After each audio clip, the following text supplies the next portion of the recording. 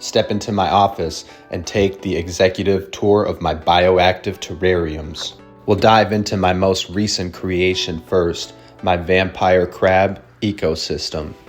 As the name suggests, the apex predator in this terrarium is the almighty vampire crab.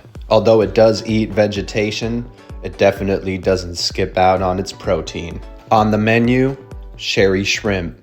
Luckily, they reproduce like crazy, so there's a never-ending food supply for them. Another predator, sometimes turned prey, is the assassin snail, which thins out my bladder snail population, but sometimes falls victim to my vampire crabs. Every square inch of this ecosystem is inhabited by one living creature or another, and all of them fit perfectly into the mouth of the vampire crab.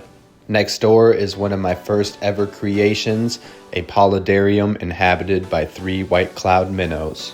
But what's living next door is when it gets really interesting. Personally, my favorite creation, the volcano-themed poison dart frog Paludarium. Its feature inhabitant is the Ranitomea fantastica, one of the more rare poison dart frog species, as well as the usual cleanup crew, as well as the temporary guests, the fruit flies that fall victim to the poison dart frogs on a daily basis.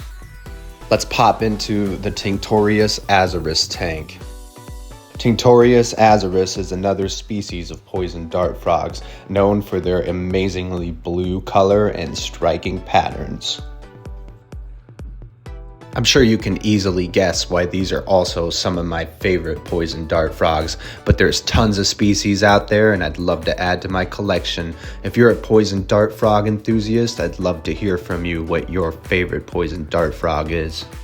The tour continues with my orange springtail colony. This is what I use to seed all my terrariums, and they also act as a nice little snack when I run low on fruit flies. Inside this bottle is a whole nother self-contained tiny ecosystem, as well as this jar of water which I harvested from a swamp in Florida about 1.5 years ago.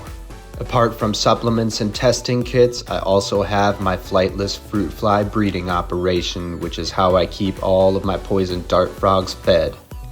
I also have my winter quarters for my cherry head tortoise, as well as my red-footed tortoises. They don't require a whole lot of room in their juvenile years because all they do is eat, sleep, and hide. This shelf right here contains all of my terrarium necessities and building materials, and a wild tiger resides in the closet.